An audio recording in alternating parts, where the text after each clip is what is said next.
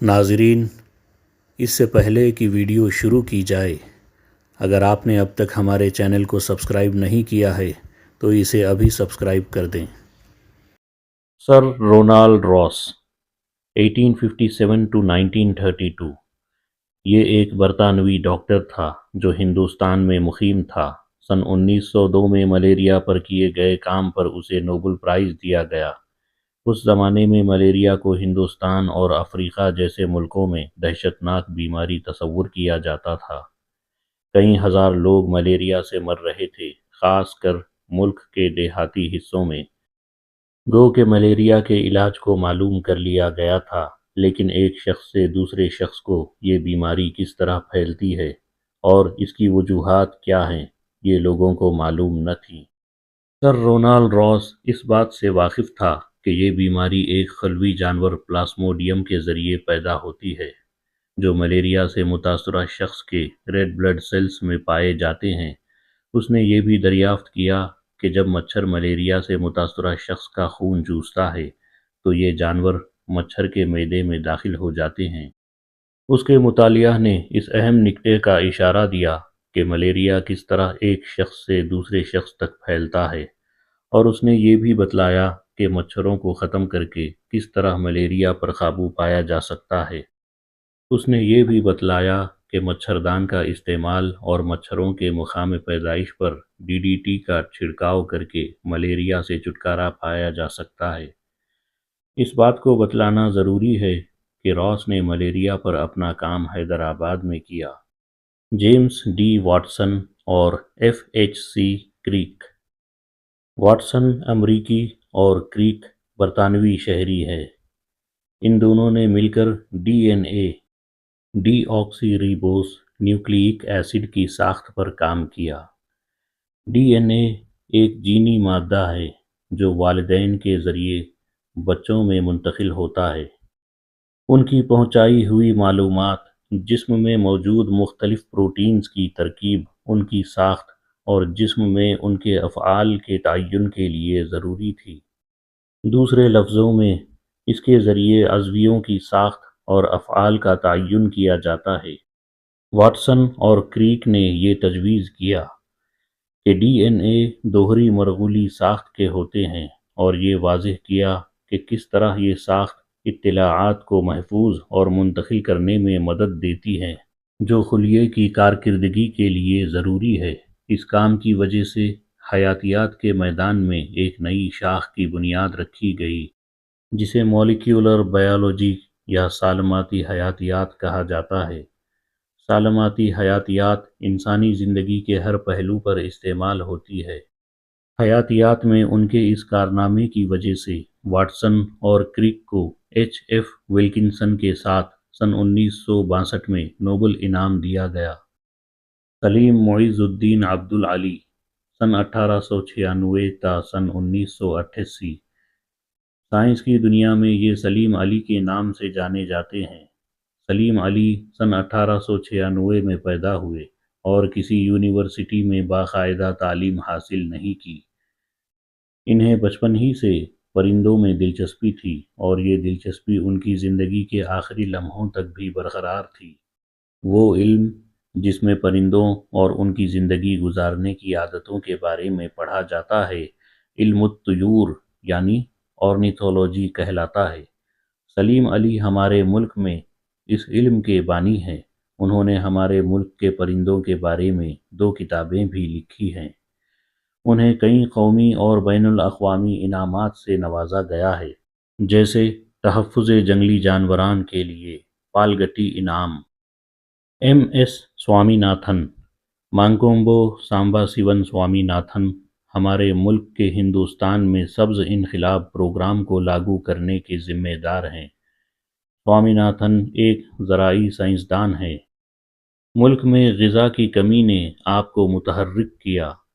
ملک میں غذائی پیداوار کی بہتری اور زیادہ پیداوار کے لیے انہوں نے گیہوں اور چاول کی دوغلی نسل کو ترقی دی۔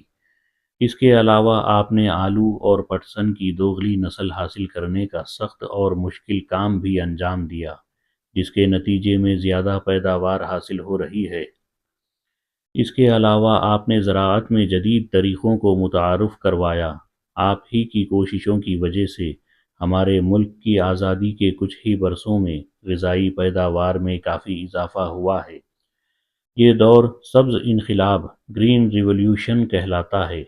زراعت میں آپ کے کارہائے نمایاں ہی کی وجہ سے ملک کی زراعت اور زرعی پیداوار میں اضافہ ہوا ہے۔ اسی سلسلے میں آپ کو کئی قومی اور بین الاقوامی اعزازات سے نوازا گیا۔ Swaminathan Indian council of agricultural research کے ڈائریکٹر جنرل تھے۔ اس کے علاوہ یہ director for international rice research institute in Philippines بھی تھے۔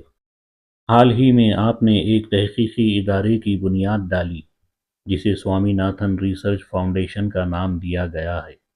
یہ ادارہ ملک میں ریسرچ کی حوصلہ افزائی کرتا ہے۔ Doctor Yellapragada Subba Rao 1895 to 1948۔ Doctor Y Subba Rao Bhimavaram ضلع مغربی گوداوری میں پیدا ہوئے۔ آپ ایک نامور بائیو کیمسٹ تھے اور طب کے میدان میں بہترین خدمات کے صلے میں آپ نے کئی انعامات حاصل کیے۔ آپ نے کئی دواؤں جیسے فولک ایسڈ، ٹیٹراسائیکلن اور اینٹی کینسر دواؤں کی پیداوار کے طریقے کو بڑھاوا دیا۔ ٹیٹراسائیکلن کو مرض طاعون یعنی پلیگ کے علاج میں استعمال کیا جاتا ہے، جس کی وجہ سے ملک کے مختلف حصوں میں رہنے والے لوگوں کی زندگیوں کو بچایا جا سکا۔ اس دوا کے بارے میں خیال کیا جاتا ہے کہ پوری دنیا کے لیے یہ ڈاکٹر سبا راؤ کا عطیہ ہے۔ سال 1995 میں ڈاکٹر سبا راؤ کے 100 سالہ پیدائش کے سال کے طور پر منایا گیا۔ ڈاکٹر سبا راؤ کو حیرت انگیز دواؤں کا ساحر تسلیم کیا جاتا ہے۔ سر گوبند کھرانا یہ 1922 میں پیدا ہوئے اور پنجاب میں تعلیم حاصل کی۔ بعد میں یہ امریکہ چلے گئے اور وہاں پر انہوں نے سالماتی حیاتیات پر کام کیا۔ آپ ہی کی وہ شخصیت ہے جس نے جنینی کوڈ کے راز کو حل کیا اور تجربہ گاہ میں جین کو سن 1968 میں سنتھسائزڈ کیا۔ سن 1968 میں نسلیات اور سالماتی حیاتیات پر انجام دیے گئے کام پر آپ کو نوبل انعام دیا گیا۔ بیربل ساہنی 1891 تا 1949۔ ساہنی لکھنؤ یونیورسٹی میں نباتات کے پروفیسر تھے۔ آپ 1891 میں پیدا ہوئے اور 1949 میں آپ کا انتقال ہوا۔ آپ نے علم معدومیات یعنی پالیو بوٹنی، ناپید ہونے والے پودوں پر کافی کام کیا۔ آپ نے ایک گروے کے ناپید پودوں یعنی ریکاز پودوں کو دریافت کیا جسے جمنوسپرم کہا جاتا ہے۔ اس کی وجہ سے ساری دنیا اس طرف متوجہ ہوئی۔ اس کے علاوہ آپ نے کانٹیننٹل ڈرفٹ تھیوری کو بھی پیش کیا۔ سری ٹی ایس وینکٹ رامن آپ کوئمبتور کے امپیریل کین بریڈنگ اسٹیشن کے صدر تھے۔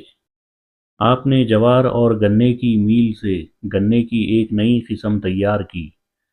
ہائیبریڈ گنے کی یہ قسم ہندوستان کے علاوہ دوسرے ملک میں بھی مقبول عام ہوئی۔ اس کی وجہ سے گنے سے شکر کی تیاری میں کافی بہتری ہوئی اور ہمارے ملک کو دوسرے ملکوں سے شکر کو منگانے کی ضرورت نہیں رہی۔ سن 1942 میں ملکہ برطانیہ نے آپ کو سر کا خطاب دیا اور آپ کی خدمات کو سراہا گیا۔ پنچن مہیشوری سن 1904 تا 1966۔ آپ 1904 میں راجستھان میں پیدا ہوئے۔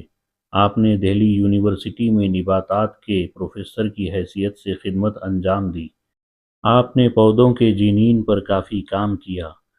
آپ کو بابائے جدید جنینیات کہا جاتا ہے۔ آپ نے ٹیسٹ ٹیوب میں پودوں کو اگانے ان ویٹرو فرٹیلائزیشن کی تکنیک کو فروغ دیا۔ اس تکنیک کی وجہ سے پودوں کی نسل کشی میں کافی مدد ملی۔ اس طریقے سے ایسے پودوں جو قدرتی ماحول میں کراس یعنی میل نہیں کر سکتے تھے، انہیں بھی میل کرانے کے قابل بنا کر نئی قسموں کو حاصل کیا جا رہا ہے۔